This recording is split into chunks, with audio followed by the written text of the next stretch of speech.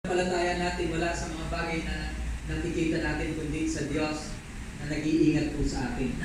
Sabi po ng Romans chapter 10 verse 13.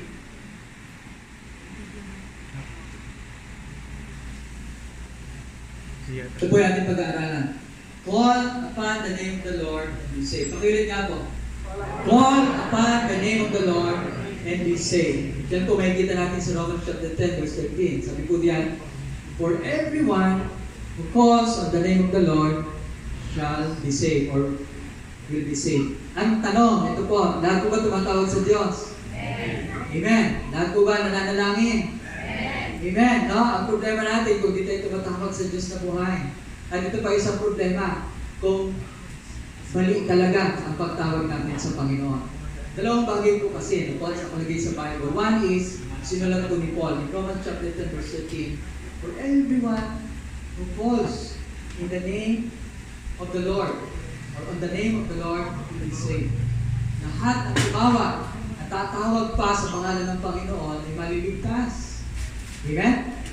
Lahat po tayo tumatawag sa Diyos. Amen po. Minsan sa araw, nagturo ang Panginoong Kristo. At nadaanan niya rin that same word.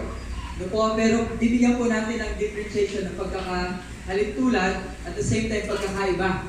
No po, kasi minsan sinabi ni Lord, ito po, si Jesus naman po nagsabi dito, not everyone who says to me, Lord, Lord, will enter the kingdom of heaven, but only the one who does the will of my Father who is in heaven.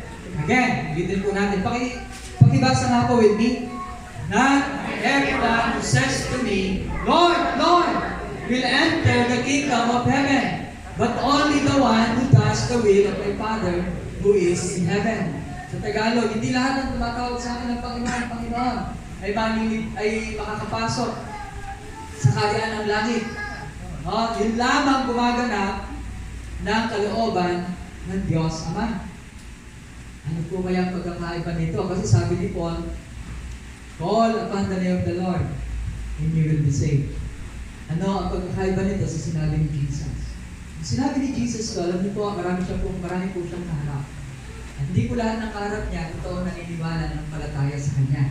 Alam niya yun eh. Kilala niya yun eh.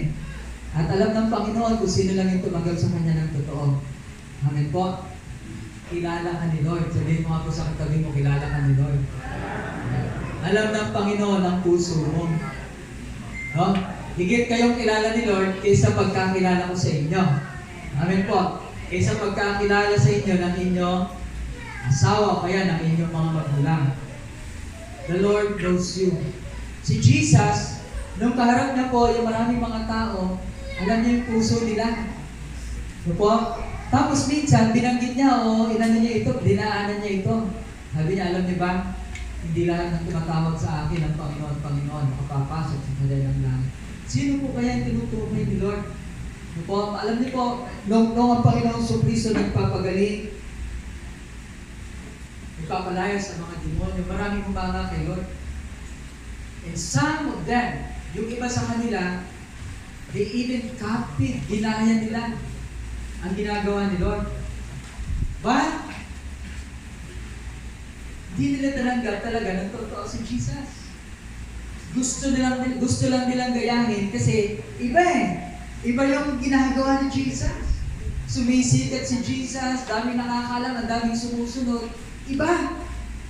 Ginaya. No ginaya, actually, they do not receive Jesus Christ as their Lord and Savior. Yun ang pagkakaiba mga kapatid. May mga gumamit ng pangalan ng Panginoong Hesus, pero hindi naman talaga tinanggap kung sino si Jesus sa buhay nila. Nakuha po ba mga kapatid? Anong nakita ni Lord dun sa heart nila? Sabi ng mga gumaya sa Panginoon, Lord, nagpalayas po kami ng mga may sakit. Nagpagaling po kami ng mga may sakit. Nagpalayas kami ng mga demonyo sa iyong pangalan. Sabi ni Lord, hindi lang tumatawag sa akin, makapapasok sa kalan ng Diyos. Sino lang po? Yung mga tao talagang nasumpungan ang totoong pagsunod kay Kristo. And though they were called the true disciple, sabi nga po, true disciple. Ayun talaga yung mga totoong sumunod kay Kristo. Ano po? Yung nanatili hanggang sa wakas. Miski na nung namatay ang Panginoong Kristo, nagbalik silang lahat para sumunod sa Panginoon. Ito mga iba na tinukoy ng Panginoong Kristo, hindi na. Paano sila nakilala ni Lord? Ito po yan. Sabi, sa 7:23, sabi niya, then I will tell them plainly, I never knew you. Away from me, evildoers. So ano bang pinangalan ko sa kanila ni Lord? Evildoers.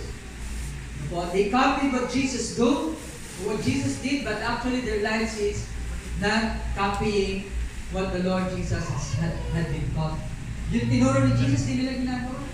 Kaya tawag sa kanila ni Lord evildoers pa rin.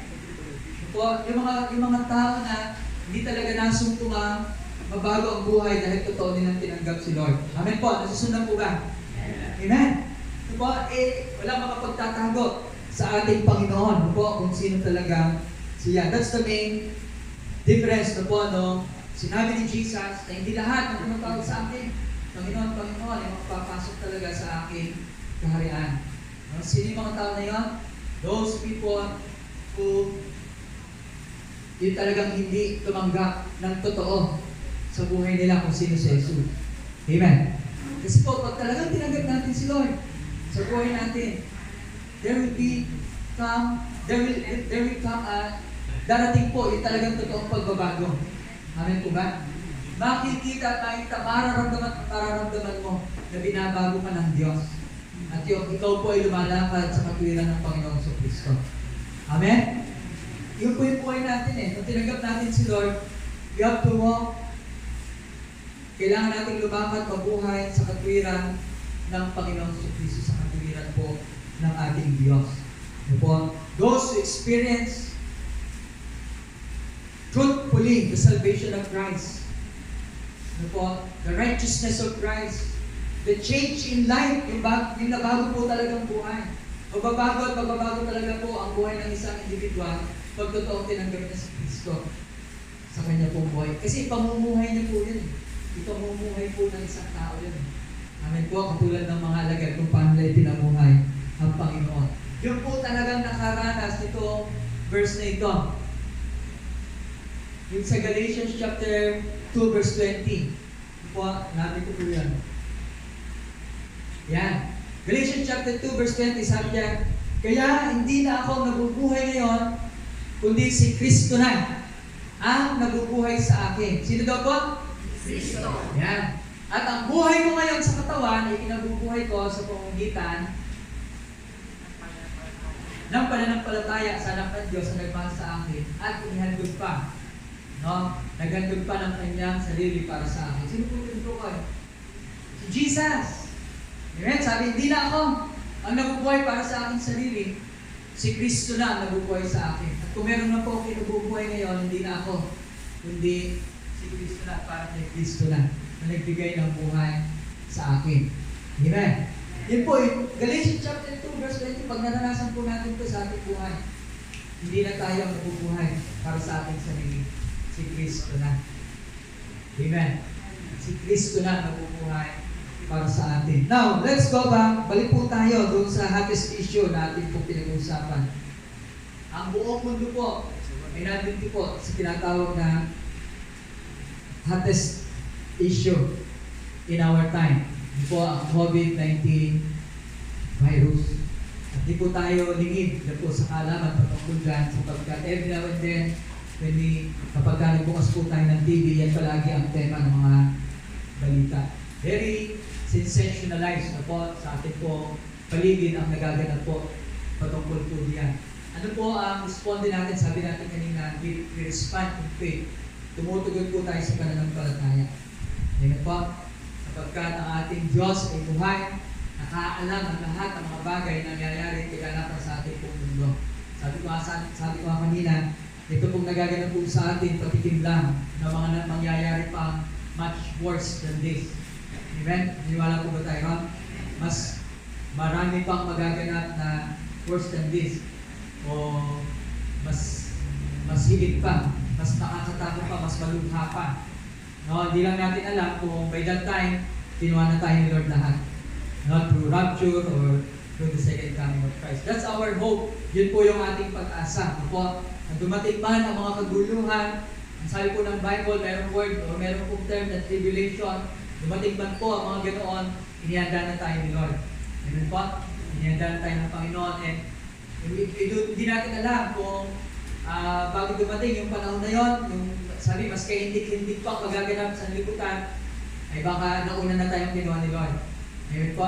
Yun po yung ating assurance of this faith, yung kasiguruhan sa pananampalataya na ito. Ano po, na hindi hayaan ni Lord na mararanasan natin ang mas masakla po, mas hindi pang pwede mangyari sa sanlibutan. Ano po, ngayon, hindi pa nga tayo nararating pero bagabag na tayo. Marami mga tao, bagabag na. Ano po, magpunta ka ng bayan, hapon po, nagpunta yung ipon ko sa Berwick. Ano po, wala na raw tinda. Ano po, people is responding wrongly, panic, in fear. Po, baka wala nang makain bukas, pamimili na. No? Ang daming pinamili. Mga tao, nagkakagulo po sa grocery. Buti na lang doon nakagulo. No? Wala akong panggulo eh. Wala akong pambili ng marami. No? Siguro sabi ko pa, natatawa din. Oo nga, pastor, kami din. No? Wala rin kami pambili ng gano'n. Pero totoo po, kung nagawin na po kayo ng bayan, no po, sa bayan po, yung mga groceries doon ay dinudumog po ng mga tao. They are responding wrongly, panicking. Po, di naman po masama mag-imbak ng pagkain sa bahay. Pero minsan kapag wala nang mabibili yung iba, doon na nagkakaroon ng kasamaan. Kasi yung iba dapat bibili pa, wala nang mabili. Ano po? Baka masusunod, kayo naman ang bibili, wala na kayong mabili. But the government still nag-aano po sa atin, nagbibigay ng assurance. Huwag kayong magpanik, maraming supply. Ano po? Huwag kayong bumili ng marami sa inyong kailangan, baka masira lang sa bahay nyo. O dapat sana iba yung panggagastos nyo doon sa perang pinambili nyo ng marami. Wala na kayong pambili. Sabi ng gobyerno, maraming itlog. Sabi, pati itlog daw po nauubos. No, huwag kayong matakot. Ano po, sapat ang demand, sapat ang supply ng gobyerno sa mga pagkain. Huwag masyadong matakot. Di masamang mag-impact. Good for 2 or 3 weeks na mga pagkain. Anyway, pagka mayroong mga hindi na kayo lalabas. Kung hindi na tayo labas, punta ng bayan. Pero ito po, huwag tayong masyadong mag-react katulad ng kung paano mag-react ang sanlibutan. Talagang pila. Hindi lang po ako nagawin ng Robinson kasi very minimal din po yung pinapapasok. Sa Pure Gold naman po ay pila rin. 5x5. Kasi sa sobrang puno na, ang directed sa gwardiya, 5 lang ang pasok. Pag may lumabas na 5 papasok. Pero yung mga po ang pasok, pinubos ng tindahan. Salamat sa Diyos, wala dito na. Amen po? Kung meron lang, mamigay kayo. Kung meron lang, bumili ng marami dyan. Pero yun po, because of panicking o yung maling pananaw, minsan ganito po tayo mag-respond. Meron pa po yung tinatawag na hoarding. And this is, labag po sa batas, yung mag-hoard po ng mga product. Marami po mga nag-hoard ng face mask, ng alcohol. Alam niyo po, yung unang putok pa lang po ng COVID-19, yung NCOV pa ang tawag na convert lang ng COVID yun. Dami na po nag-order ng mga face mask. Tapos, nagkakaubusan na, yung pala tinago lang para may benta nila ng mahal. Pananamantala. Di po ba masama yan? Marami po namantala. Binibenta nila online, yung halagang 50 pesos, naging 400, naging 500. Tingnan niyo po ang kasamaan ng sanlibutan. Di po ba? Alam mo lang, gipit ang mga tao, gigipitin mo pa. Sobrang kasamaan ang ating pong paligid. Ano po? Naunawaan po ba? So, yan po ang mga nangyayari sa ating pong paligid. Yan po sa atin, bilang mga Kristyano, tandaan po natin, God's divine protection is sovereign. Sabihin nyo nga po, sovereign. Sovereign. Ang pag-iingat ng Diyos sa atin ay sadyang dakila at siyang pinakahigit. Sovereign. Ibig sabihin, sa lahat ng masusunod, iyon ang masusunod. That's sovereignty. Yun po yung Tagalog ng sovereign. Siya ang pinakamasusunod sa lahat. That's the ultimate authority. And God's protection for me, for you, for all of us who fear Him is sovereign. Siya ang pinakamataas. Siya ang masusunod. Isipin mo man na hindi kaya protect ni Lord, ang protection ni Lord sa iyo is sovereign. Protect ka pa rin ni Lord. Amen po?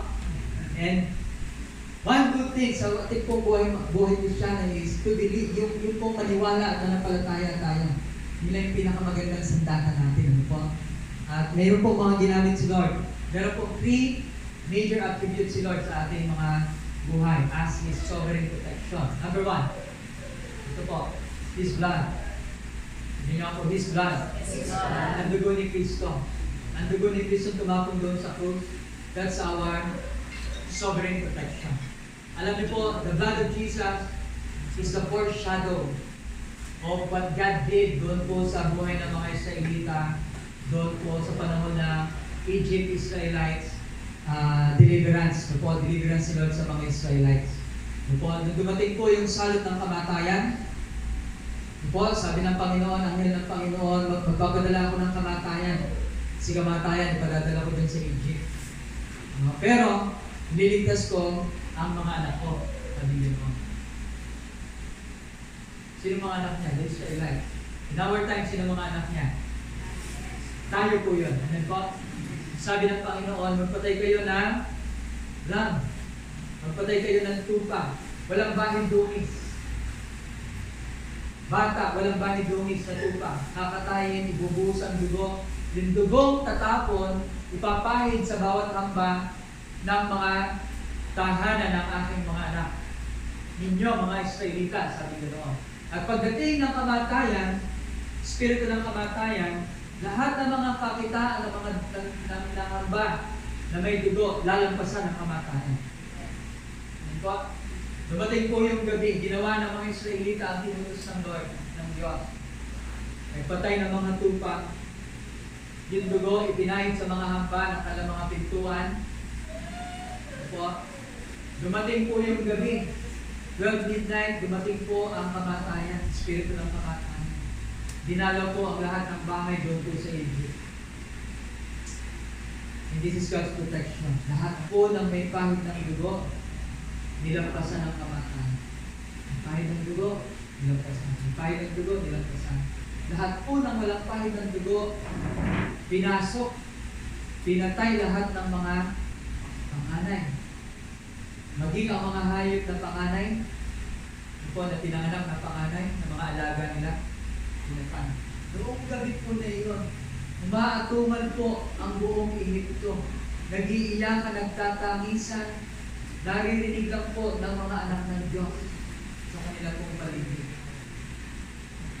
Yung pong groaning, yung pong crying ng mga tao po na nawala ng mahal sa buhay. Naririnig nila.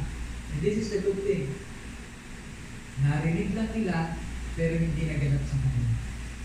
Amen. That's the blood. Foreshadow po yun ng blood of Jesus. Noong ang Panginoon Kristo po namatay doon sa krus, isang bagay po, nilinis sa ating mga karumihan ang ating mga kasalanan, pinatawad po tayo. Pangalawang bagay po, this is our sovereign protection, the blood of Jesus. Amen? Ang dugo ng Panginoon Kristo. And every time na hihingi natin ang pahid, ang dugo, ang pahid ng dugo ng Panginoon Kristo, si Satan po gusto gumawa ng masama laban sa atin. Gusto kanyang gawa ng masama, pero wala siyang magawa. God's protection is sovereign. Amen? Amen. It's sovereign. Ang protection ni Lord, nakita niya may blood. Wala siyang magawa, kundi iwasan ka, lampasan ka. Amen? Mabuti po yan, di po ba? And this is our faith. The blood of Jesus covers us, protecting us. Saan man po tayo pumupunta? Saan man po tayo gumagawi? Sa ang buhay natin, nakatama po sa katwiran ng Panginoon sa Kristo. Sometimes we're giving Satan foothold sa buhay po natin. Ano po yung nagiging foothold ni Satan sa buhay po natin? Isa lang po, sin and sinfulness. Kapag ka po tayo ay nananatili sa pagkakasala, gusto tayo, iniingatan tayo ni Lord But we are giving the enemy foothold if we are continue in sinning. Iningatan ka na sana ni Lord, kaya lang, yung sovereignty ng protection ni Lord. Ako, hindi na yun ang problema. Ang problema na, we are giving foothold to Satan. At bibigay po tayo ng malaking dahilan sa Kanya na siya ay makagawa ng masama laban sa atin kapag ka po tayo nananatili sa pagkakasala. Amen po. But kailanman hindi nabahiran po ng tinatawag na pagkakamali o ang tawag ng flaws, ang sovereignty ng protection ni Lord sa buhay natin through the blood of Jesus. Amen. Palapakan po natin at Diyos. Amen. Next po ay tinatawag na name. His name. Jesus. Ano po? Jesus. Philippians chapter 2, verse 9 to 11. Sabi po ng verse dito. Yata na i-class. Sabi, therefore, God exalted Him to the highest place and gave Him the name that is above every name. At the name of Jesus, every knee should bow. No? I'm reading from Philippians chapter 2, 9 to 11. In verse 11 says, and every tongue acknowledge that Jesus Christ is Lord to the glory of God the Father. Amen? Philippians chapter 2, 9 to 11. Sabi, binigyan siya na pinakamataas na pangalan sa lahat. Kailan po ba yung binigay ni Lord kay Jesus? Po, noong ang Panginoong Kristo nagpamalas po ng sobrang humility in the Father. Yung sobrang pagpapakumbaga sa Panginoong Diyos, sabi ng Bible, even to the point of death. Sabi, kahit na doon sa punto ng ikamamatay na o ikamatay ni Jesus doon sa krus ng Kalbaryo. Po, after that, God has given Jesus the name above every name. At sa Kanya lang po yan. Sabi lahat ng tuhod, mga mata, walang kayang gawin kundi lumuhod sa pangalan ng Panginoong Jesus. Amen. So sa pangalan ng Panginoong Jesus, we can command the devil to get out. Ano sabi ng Panginoong Jesus? Sabi sa aking pangalan, magpapalayas kayo ng mga espiritu. Kaya yun po yung ginagawa natin. Magpapagaling kayo ng mga may sakit. Sa pangalan ng Panginoong Jesus. Amen po ba? Tutugon ang Panginoong Diyos sa pangalan ng Panginoong Jesus. And that's the reason why when we pray, we use the name of the Lord Jesus Christ. Di po ba, pagka nananalangin tayo, Lord, ang lahat po ng ito sa pangalan ng Panginoong Jesus. That's the reason. Kasi ang pangalan ng Panginoong Jesus, in-honor ni God. Amen po, binigyan ng pinakamataas na parangal. Amen po. At sa pangalan ng Panginoong Jesus, lahat ng kapangyarihan dito sa langit maging sa lupa, sumusunod sa pangalan ng Panginoong Jesus. Amen? So, we can also command any form of virus. Pangalan ng Jesus, wala kang kapangyarihan laban sa akin katawan, sa aking pamilya. Amen po ba? Use the name of Jesus because that is sovereign. Amen. Makapangyarihan, pinakamataas na pangalan, ang pangalan ng Panginoon Jesus. And last is His Word. Ginawa po, His Word. Yan, ang salita ng Panginoon. So another form ng protection po natin, the God's sovereign protection po natin is the Word of God. This is sovereign, the Word of God. Ano po? The blood, His name, and His Word. Ano po ang meron sa Word? Hindi po ba? Ang daming salita ng promises ni Lord sa atin na pwede natin panghawakan. Napakarami. When you're reading the Bible, every Word of God, ano po, is a protection for you. Protection para sa atin. And one of it is, I quote in Psalms 91. Ano po? Ito, kumakalat to sa internet ngayon sa mga FB natin, madalas yung makikita yan. Let us try to look on this chapter, Psalms 91. Sayo po diyan, sayo nga po natin. Siyang nag-aangan ng pagtupot ng kataas-taasan at nananatili sa pagkalinga ng makapangyarihan. Verse 2, ay makakapagsabi kay Yahweh, huwag kanlungan. Ikaw ang aking Diyos, ang Diyos ng sa akin ko, bilang tiwalaan. Balikan po natin yung 1. Sabi diyan, siyang nag-aangan ng pagtupot ng kataas-taasan. Sa English, sabi po diyan, He who dwells in the sacred place of the Most High shall abide under the shadow of the Almighty. No, in English pa, no? Pero isang kasi may English na parang mas madali natin intindihin kaysa sa Tagalog. Pero balikan po natin. Sabi, siya na nag-aangad. Ang tanong, ito po, nag-aangad po ba tayo ng pagtugtog ng kataas-taasan? Yun lang po yung requirement. Doon sa 911, di ba? 911 po yan eh. Di ba? Psalms 91 verse 1. Yun yung 911 natin. No, sa sanlibutan may 911. Totoo po yun. When you call 911, pupunta po sa inyo yung maraming ambulansya. Po, tutulungan kayo, bibit-bitin kayo ng mga ambulansya. Pero dito po sa Bible, may 911. Po, siyang nag-ahad. Dapat pala mula sa atin, hinahangad natin ang pagkilala sa kataas-taas ng Diyos. Amen po.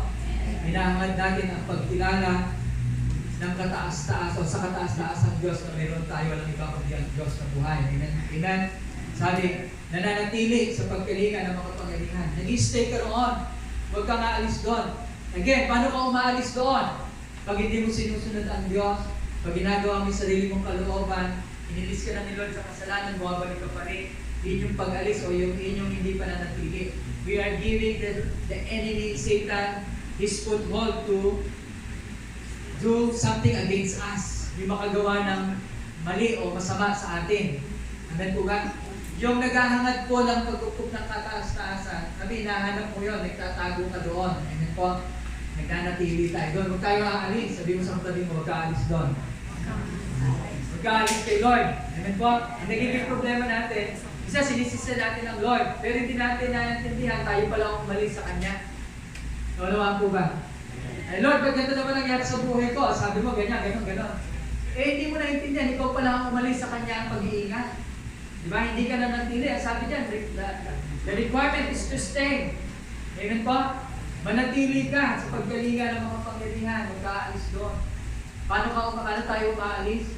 Pag bumabalik tayo sa dati nating buhay na hindi kalugod-lugod sa ating Diyos. So, sabi, makapagsasabi, you can say with your mouth. Yung pagsasabi po natin is very important. That's confession. O huwag kang mag-confess ng negative. No? Huwag kang lalabas dyan, ako mahawa ka. Negative, di ba? Confession, sabi, confession. Napakahalaga pala nun. Sabi, makapagsasabi kay Yahweh. Confession. Dapat salamat sabi pala natin, huwag kang mag-alala, iniingatan ka ni Lord. Confession. Di ba? Buog ka't kanlungan, ikaw ang aking Diyos, ang Diyos na sa akin ito, pinagtitiwalaan.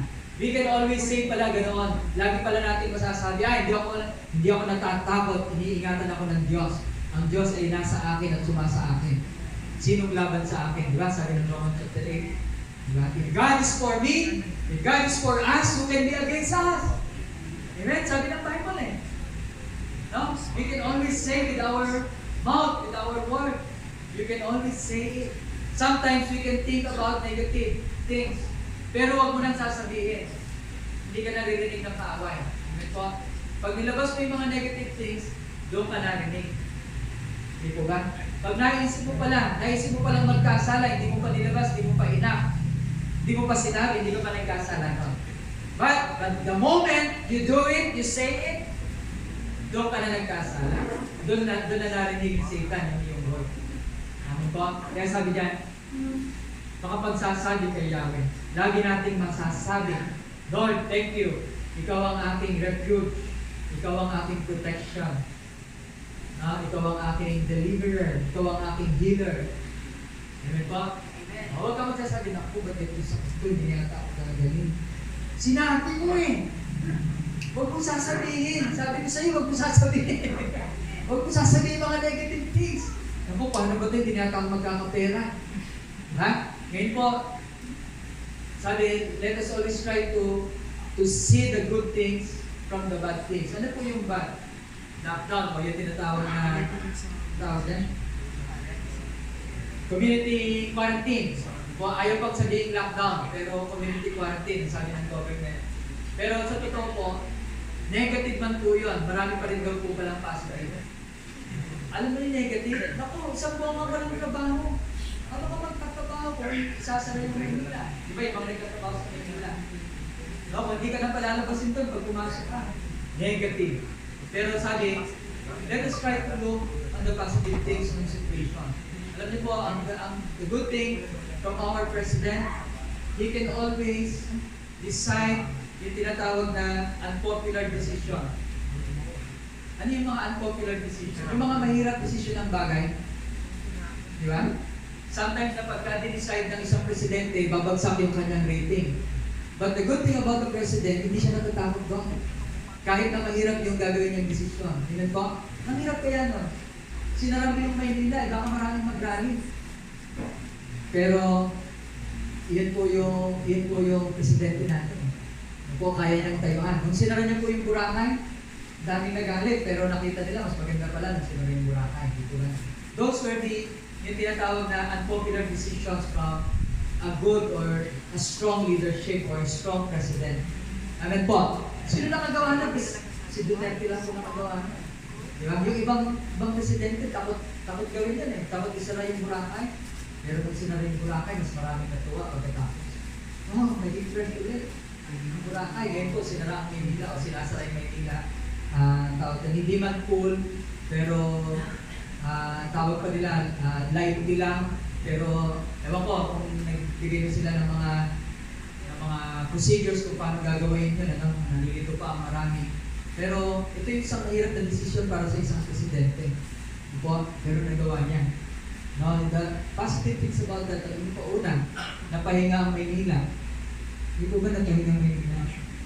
Sa mga pollutions, sa mga, napaka-busy kaya ng Maynila. Ang sabi sa kasaysayan, ang magulong city. Ano po, number one is, magulo at saka at the same time, mabilis ang buhay. Hong Kong. Sunod po New York, sunod po Tokyo. Tapos nakalinya din po doon ang Maynila. Kung sa Maynila kayo nagtatrabaho, alam niyo yung sinasabi ko. Ang bilis ng magsilakad ng mga tao. Bababangga mo na yung kasalubong mo, okay lang. Kasi lahat ay mamadali. No, magpasalamat tayo kung ang trabaho niyo nandito sa probinsya. Nararanasan niyo pa yung hindi masyadong ang mga tao nagsisipag madali. Ang mga tao sa Maynila, pipila ng MRT, nag-uunahan. Bababa ng MRT para na doon sa karera ng kabayo. And the red one is up! Ano ba? Sino na nakakasunod sa karera ng kabayo? Yung mga nagpanangarera siguro ng araw. Pag lalabas ka ng MRT, naku po, unanahan yun. Sino nakaranas ng gano'n? Unanahan yun. Sa ano makalabas dun sa gate? Hindi mo naman alam. Uuwian na yun, ha? Bakit nahikipag-unahan pa? Ganun po ang sistema sa Maynila. Napahinga po yung mga ganoong pangyayari. Napahinga ang mga sasakyan, napahinga ang mga tao, pero iba hindi na-appreciate yan. Di ba? Pero marami pa rin naka-appreciate kung sinaraman po. Kasi nakita po natin kung paano naging lagana po. Ito po magiging mas lagana pa ang sakit kung hindi ang gagawin ng ating presidente. So ano po? Sa panganib at bitag, ikay kanyang ililigtas at kahit anumang matinding salot ay hindi ka magdaranas. Amen po. Ito po bang matindi yung NCOV? Yung COVID-19, matindi po yan eh. No, ayaw natin mangyari yan sa atin, marating po tayo na. Pero sabi ni Lord, His divine protection is this. Kahit anumang matinding salot, hindi ka magdaranas. Sa verse 3. Verse 4, lulukuban ka niya sa lilim ng kanyang malapad na pakpak at sa kalingan niya ay palagi kang nakatitiyak. Iingatan niya pagsasanggala pagkat siya ay matapat. Tingnan niyo po yung divine protection ni Lord. From head down to our feet. Ito from head. From our head, yung pong divine protection na malabay ng pakpak ni Lord. Amen po. Para daw po yung isang sisiw nasa ilalim ng kanyang, yung inakay nasa ilalim ng kanyang inahin. Naku, walang ano doon. Walang makapapasok doon kahit na matikas na agila. Kaya po nakaganon yung hen, yung pong inahin, manok. That's her protection sa kanyang mga inakay. Imagine niyo po, tayong inakay ni Lord, siya po yung inahin. How He protects us. Amen po. 91 verse 4. Lulububan ka sa lilim ng kanyang malapad na pagpak. Verse 5, pagsapit ng gabi, hindi ka matatakot sa anumang bagay maging sa gagawin pagluso ng mga kaaway. Amen. Minsan ba may mga gabi hindi ka payapa? Basahin mo ito. 91 verse 5. Amen. yung protection ni Lord kahit pala natutulog ka. No, 24/7, every day, ang protection ni Lord, ganun na lang sa atin. Di sa anumang mga pagdating, o sa anong pa man, mga darating na salat pagbigat ng dilim.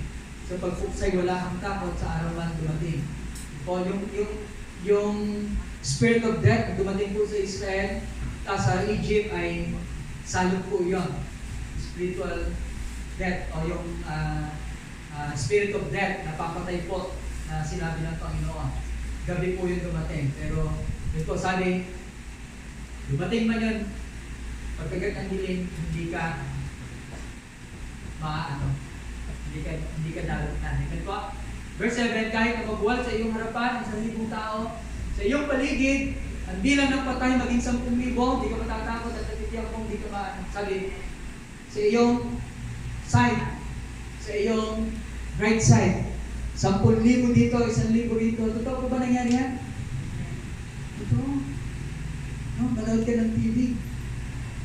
Ang dami pinatay ng COVID-19 sa iba't ibang dahon ng daigdig. Pero nakita mo lang, hindi makalalapit sa iyo. It's God's protection. Amen? Sabi, makikita mo lang. Nagbubuwalan ang mga tao, napakarami. Pero hindi makalalapit sa iyo. Ika'y magmamasid at sa mapapanood.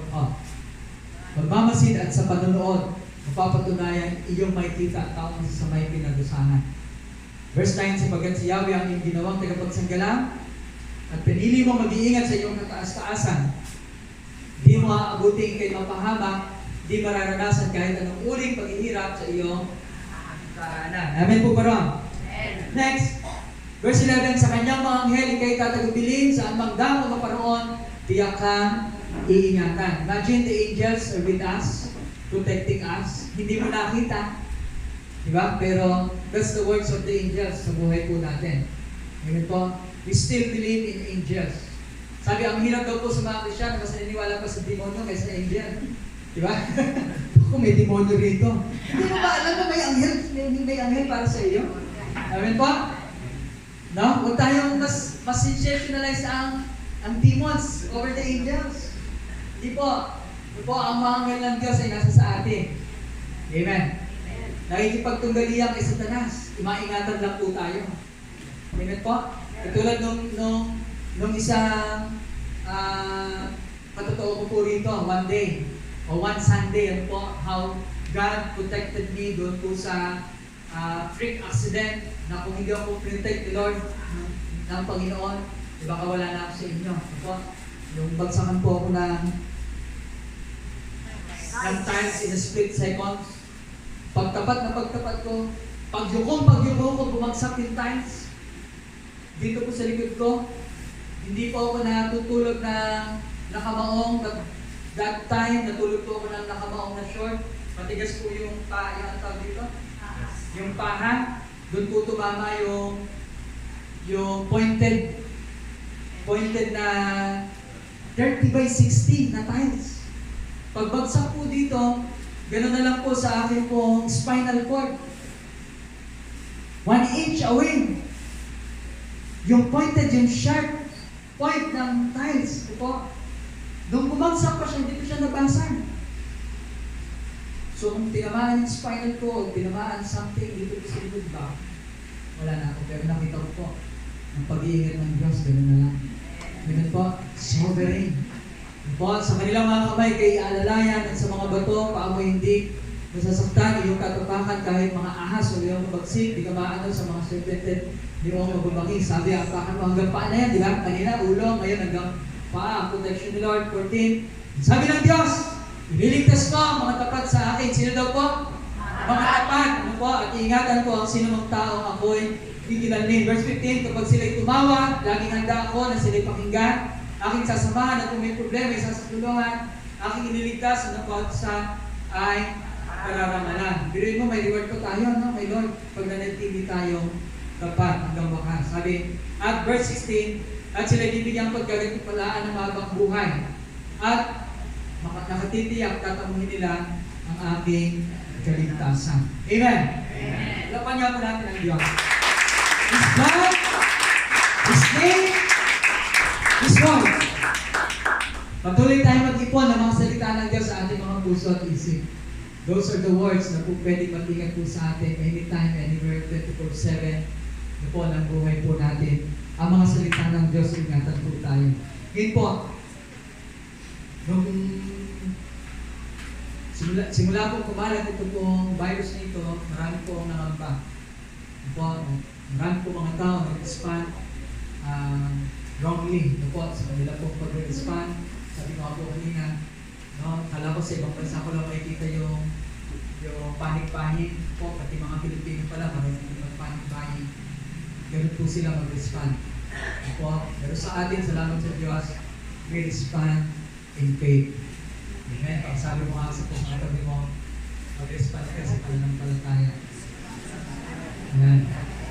Rin ng Diyos, po, ang lahat po, ay nasa po ang manampalataya kay Kristo, makapangyarihan sa lahat. Amen? Ngayon po, sa sanlibutan natin, ganito po, meron kumakalat na isa pong corona. Di ba? At ito po ay yung tinatawag na coronavirus, na COVID-19 virus. Isang corona, ba't tinawag na corona? Hindi ko po alam, kung una wala pa pong pangalan yan. NCOV daw, tapos ngayon naging COVID-19. Yun na daw po yung ito pangalan. Pero po ba, walang tinatawag na coincident sa Panginoon? Kasi meron dito po pala isang corona. Isang corona. Ang Panginoong Jesus. Diba? Meron tinawag na corona ng tinik. Pinag-maulan niya na papon na po pala yun sa atin. Ano po ba yung significance ng corona ng tinik sa atin? Eh, mas makapangyarihan niya kaysa sa coronavirus. Nung nilagay po yan ng mga sundalong Romano sa ulo na ng Panginoon, nabutas po ang ulo ng Panginoon sa Kristo. Gusto lang po nilang ilagay yung pain sa ulo ng Panginoon Jesus. But without them knowing, these Roman soldiers, kung ano po yung ibig sabihin nito para sa Panginoon sa Kristo at sa mga taong ililigtas niya ang pananampalataya sa Kanya. Tumapon po yung dugo sa ulo ng Panginoon. Diba? O tumulo po yung dugo. Yung dugo pala na iyon, ang siyang magliligtas